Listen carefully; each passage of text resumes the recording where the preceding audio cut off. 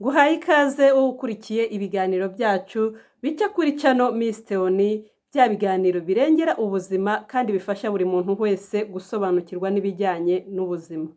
Uyu munsi rero nje kuganira n'urubyiruko, aho nje kukubwira indwara 5 zibasira urubyiruko muri iki gihe, kandi ugasanga zimwe muri izo ndwara urubyiruko rubigiramo uruhare kugira ngo ruzirware. Bane natwe rero ukurikira ikiganiro uze kumva neza uburyo tugomba kwitwararika, uburyo tugomba kwirinda ibintu bimwe na bimwe kugira ngo tutandura izo ndwara. Ni muganga Theophile nk'ibisanzwe rero kuri ya cano Miss Theonie. Nyamuneka niba utarakora subscribe yikore dukomeze tubane kuri cano yacu. Nkomeza gushimira kandi mwe mwayikoze, nkomeza gushimira mwe mukurikira ibiganiro byacu, yaba abaherereye mu gihugu cy'u Rwanda, abari hanze yaho. Nukuri muri abantu b'agaciro kuri twe, muri abantu b'ingirakamaro. Reka dutangirire ku ndwara ya 5, ariko wumve ko noneho iya mbere yo iratangaje. Nyamuneka ntugende utayumvishe ngo wumve uburyo abantu dufite ibibazo bikomeye cyane, uburyo urubyiruko twikururira ingorane zikomeye cyane. Indwara ya 5 ni obesity, ibyo twita umubyibuho ukabije. Iyi ndwara urubyiruko rwinshi ruri kwiterwa no kurya ibyo twita fast food. Urundi ugasanga ruri kwishora mu biyobyabwenge, kunywa inzoga muri cya kigare, kandi rimwe na rimwe ugasanga aba bantu nubwo bakora ibyo byose ntago bakora siporo. Iyo rero uriye mwene ibi biryo, ntukore siporo, urwara indwara z'umutima, urwara diabete, ndetse no kwitakariza icyizere. Abantu benshi iyo babyibushye cyane batangira kumva bitakarije icyizere. Pizza rero ni nziza, ariko ntago ari ituma basore mugira 6 pack, inkumi mugira taye, ahubwo iri mu bintu bizagutera indwara harimo n'umubyibuho ukabije. Indwara ya 4 ni diabete yo mu bwoko bwa 2. Iyi diabete yo mu bwoko bwa 2 akenshi iterwa nuko benshi barya ibintu byuzuye isukari nyinshi cyane, barangiza ntibakore siporo. Aho uzasanga benshi bari kurya amakeke, bari kunywa ibintu biryohereye. Ibyo bintu rero munywa akenshi usanga bitera indwara zirimo na diabete. Mu bihe bya kera iyi ndwara yari izwi nk'indwara y'abasaza, nk'indwara y'abantu bari mu zabukuru. Ariko igitangaje nuko ubu ngubu usanga noneho no mu rubyiruko ihari, ugasanga ndetse iri ku rugero ruri hejuru. Ikintu nakubwiye cyo ko energy drink ntago ariyo ituma ugira energy mu mubiri, ntago ari ituma ugira ingufu z'umubiri cyangwa se z'ubuzima, ahubwo ni nka shortcut, ni nk'akantu gatuma usigara nyine wumva ishobora kugusiga uri weak. Mu kanya gato ushaka kumva ufite intege, ariko mu kandi kanya ugasigara uri weak bitewe na ya energy drink wanyweye ugira ngo uri kongera imbaraga. Indwara ya 3 ni depression na anxiety, agahinda gakabije. Ibi bintu kenshi biri guterwa na social media comparison. Ugasanga umuntu ari kujya kuri social media akareba abariho uko bitwara, agashaka kwitwara nkabo.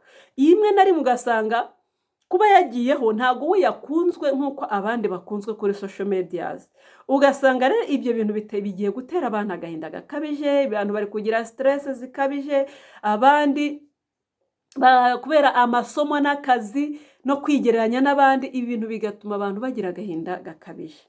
Urubyiruko rwinshi rero ruhitamo kwihisha inyuma y'ibi bintu, rukabaho rubabaye, rukabaho rugowe, nyamara imitima ya benshi yenda gusandara bitewe n'ibi bintu. Hari icyo wakora ibi bintu ukabivamo ubaye urubyiruko. Hari uburyo ugomba gukoresha social media, ukabukoresha mu gihe runaka, ntibigutere kwangirika, ntibigutere kugira agahinda gakabije.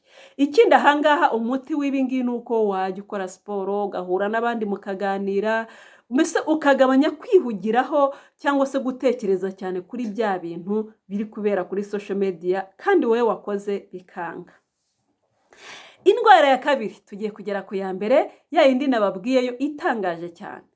Indwara ya 2 ni hypertension, umuvuduko w'amaraso.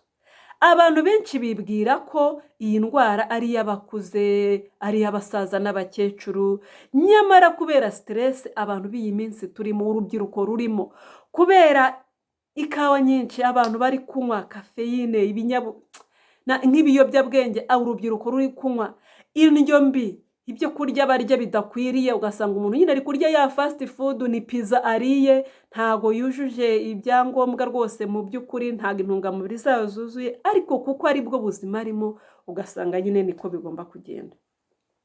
Ibi rero abantu mwese mubayeho muri ubu buryo, mumenye ko mugomba gushaka uburyo mugomba kwita ku buzima. Amasaha menshi umara muri telefone, amasaha menshi umara muri mashine, amasaha menshi umara kuri social media, nabyo biri mu bintu bishobora kuguteza umuvuduko w'amaraso. Ikintu ugomba kumenya ni uko abantu benshi mumara amasaha menshi kuri ibyo bintu byose, ariko mukagira akantu ka zero exercise, ugasanga nta siporo na nkeya ukora, ibyo ugasanga bise bituma pressure izamuka, umuvuduko w'amaraso ukiyongera. Mwibuke rero ko gusinzira neza ari umuti, gukora siporo ari umuti, kugabanya stress, ibi byose bizagufasha kubaho neza nturware umuvuduko w'amaraso. Twageze ku ya mbere rero, sinibaza wari gutekereza ari iyihe, ariko yo noneho iratangaje. Indwara ya mbere niyo twita sexual transmission infection, STI. Indwara zandurira mu mibonano mpuzabitsina. Abantu benshi bari kwishora mu busambanyi, ngo sinarira bombo mu ishashi, bakibagirwa ko ubuzima, ibyo bakora byose babikora kuko bafite ubuzima. Udafite ubuzima nta kintu na kimwe wenda gukora. Udafite ubuzima nta kintu kindi wenda kugeraho. Ubuzima nicyo kintu cya mbere dufite cy'ingenzi nyuma y'uko dukora ibindi bintu. Abandi bafite amakuru makeya ku bijyanye nyine n'imibonano mpuzabitsina, ku bijyanye n'uburyo bakwirinda sida, ku bijyanye n'uburyo bakwirinda izi ndwara zandurira mu mibonano mpuzabitsina.